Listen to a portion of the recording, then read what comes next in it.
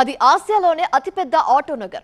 Automobile వాహనాల విడిభాగాల తయారీ అమ్మకాలకు ఈ ప్రాంతం ఎంతో ప్రసిద్ధి. అనేక రాష్ట్రాలకు ఎగుమతులు చేస్తూ నిత్యం బిజీగా ఉండేది. లక్షలాది మందికి ఉపాధి కల్పించిన ఆటో నగర్ ఇప్పుడు వెలవెలబోతుంది. ప్రభావం కోల్పోతున్న విజయవాడ ఆటో నగర్ పై స్పెషల్ ఫోకస్.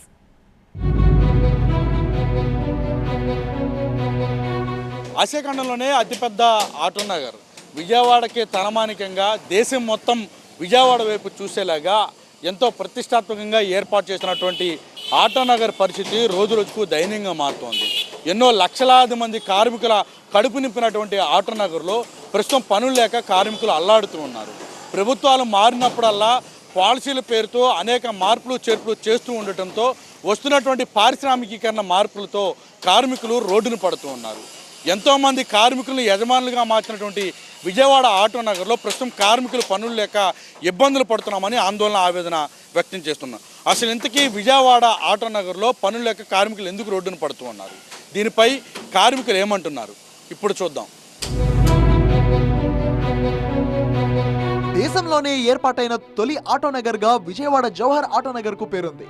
1966 బెజవాడ శివారులో ఇండస్ట్రియల్ ఎస్టేట్స్ పక్కన సుమారు 275 ఎకరాల స్థలంలో నాటి ప్రధాని ఇందిరాగాంధీ ప్రారంభించారు.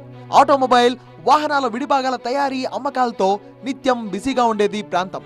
లక్షలాది మంది కార్మికులు ఈ ఆటో నగర్లోని పరిశ్రమలపై ఆధారపడి బతుకుతున్నారు. ఎంతో మంది కార్మికులను యజమానులుగా మార్చింది ఈ ఆటో నగర్. కనీసం ఒక సంవత్సరం నుండి బాగా పనులు డల్ అయిపోయినాయి. మనం ఇంతకు ముందు అయితే కనీసం సంవత్సరం మొత్తంలో పని బాగా చేసుకొని పిల్లల్ని శుభ్రంగా చూసుకునేవాళ్ళం.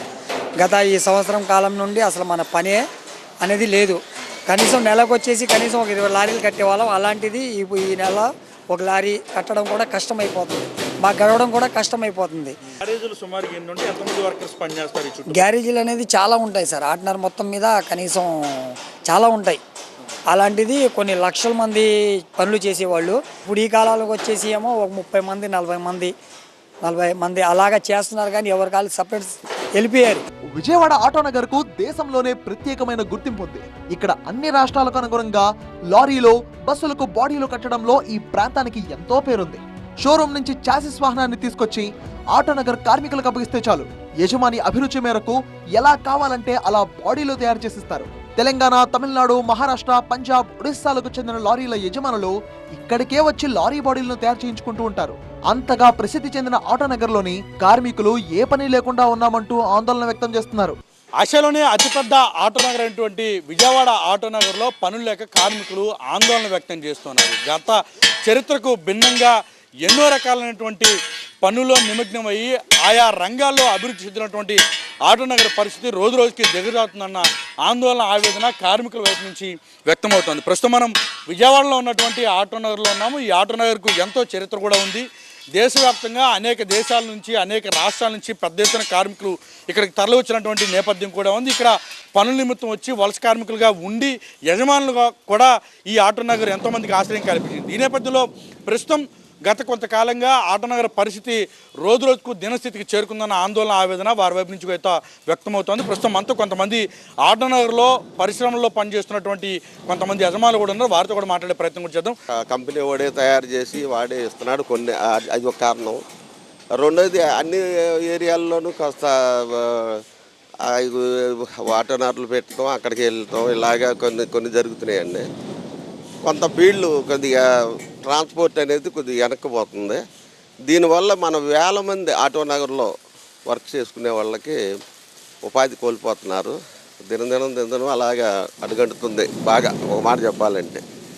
దీనికి గవర్నమెంట్ కూడా ఏదైనా ఒక ప్రత్యామ్నాయం ఆలోచించి వీళ్ళకి కొద్దిగా చూడాలండి. అట్లాంటి పరిస్థితులు లేకపోతే మరి కొద్దిగా ఇంకా అధ్వానమైన పరిస్థితికి ఎదుర్కోవాల్సి వస్తుంది. ప్రభుత్వ విధానాలతో ఆటో నగర్లోని అనేక రంగాలకు చెందిన చిన్న పెద్ద పరిశ్రమలు ఇప్పుడు మూతపడుతున్నాయని అక్కడ కార్మికులు చెబుతున్నారు. గతంలో ఎప్పుడూ ఇలాంటి పరిస్థితి ఏర్పడలేదంటున్నారు. ఇంతకుముందు బాగుండేవి, ఇప్పుడు బాగా తగ్గిపోయినాయి. ఇంతకుముందు బళ్ళు వచ్చాయి, ఇప్పుడు రావట్లేదు. ఇంతకుముందు తెలంగాణ సపరేట్ అవ్వకముందు తెలంగాణ నుంచి వచ్చాయి బళ్ళు మనకి. ఇప్పుడేమో ట్యాక్సులు కూడా రావట్లే బళ్ళు, మన ఇక్కడ లోకల్ బళ్ళే చేయాల్సి వస్తుంది. అవి అంతకుముందులాగా లేదు పరిస్థితి. అంతకుముందు నెల రోజులు పని చేసేవాళ్ళు వారంలో 10 రోజులు, నెలలో 10 రోజులు అలా చేస్తున్నాం. ఎంతమంది వర్కర్స్ ఉన్నారండి? మా దగ్గర షెడ్లోకి వచ్చేసి 30-40 మంది వర్కర్స్ ఉండేవాళ్ళండి. ఇవాళ 10 మంది ఉన్నారు. ఎంతకాలం నుంచి ఇట్లా ఉంది పరిస్థితి? మాకు దగ్గర ఒక 2-3 సంవత్సరాల నుంచి ఉందండి. ఈ 6 నెలల నుంచి బాగా ఘోరంగా ఉంది. ఆటోనర్లో కూడా అన్ని షెడ్లన్నీ లేపేశారు చాలామంది. లేపేసి ప్లాట్లు ఉన్న వాళ్ళేమో పెద్ద పెద్ద బిల్డింగ్లు కట్టుకుని అద్దెలకు ఇచ్చుకుంటున్నారు. సుమారు ఎన్ని షెడ్లు తీసేసి ఉంటారండి? చాలా ఇప్పుడు ఈ రోడ్డుకు వచ్చేసి 10-15 షెడ్లు ఉన్నాయి. 2-3 షెడ్లు ఉన్నాయి ఇప్పుడు. అన్ని బిల్డింగ్లు కట్టుకొని వాళ్ళు వేరే అద్దెలకు ఇచ్చుకోవటం, గోడౌన్ల కింద దాని కింద అద్దెలు ఇచ్చుకుంటున్నారు. మారుతున్న పరిస్థితులకు అనుగుణంగా పనులు లేక అల్లాడుతుంటే ప్రభుత్వ విధానాల వల్ల సైతం ఉపాధి కోల్పోయే పరిస్థితి వచ్చిందని అంటున్నారు. రవాణా ఛార్జీలు, మెయింటెనెన్స్ ఛార్జీలు, కూలీల ఖర్చులు, పెరిగిన ముడిసరుకు ధరలు, ఇలా అన్ని కారణాల వల్ల కార్మికులకు పని లేకుండా పోతోంది. ఈ 30 సంవత్సరాలకి ఇప్పటికి చాలా తేడా ఉందండి. అప్పటికి ఇప్పటికి ఓనర్ల బళ్ళు కొనేటప్పటికి అప్పటికి ఇప్పటికి చాలా రేట్లు తేడా ఉన్నాయి. అదొక కారణం. ఇంకో కారణం ఏంటంటే డీజిల్ ఛార్జీలు బాగా పెరిగిపోయాయండి. దాని మీద ఓనర్లకి అప్ అండ్ డౌన్ కిరాయిలు చూసుకుంటే కనుక ఏం మిగలట్లేదు అన్న ఉద్దేశంతో కొంతమంది బళ్ళు కొనట్లేదు. ఇంకోటి ఏంటంటే ఇక్కడ కొత్త వాళ్ళు రావడానికి కూడా అవకాశం లేకపోవడానికి కారణం ఏంటంటే పనులు సరిగా ఉండలేదండి. ఇప్పుడు పనులు అన్నీ చక్కగా ఉంటే కానీ మనం ఏదన్నా చేయగలుగుతాం, ఎవరన్నా రిక్రూట్మెంట్ తీసుకుంటాం. పనులు లేకపోయేపాటికి ఉన్న డబ్బులతోటి మనం జీతాలు ఇచ్చుకోవాలంటే ఇవ్వలేని పరిస్థితి. కరెంట్ ఛార్జీలు పెరిగాయి, వెల్డింగ్ రాడ్లు, గ్యాసు, బోల్నట్లు సమస్తం అన్నీ పెరిగిపోయాయి సార్.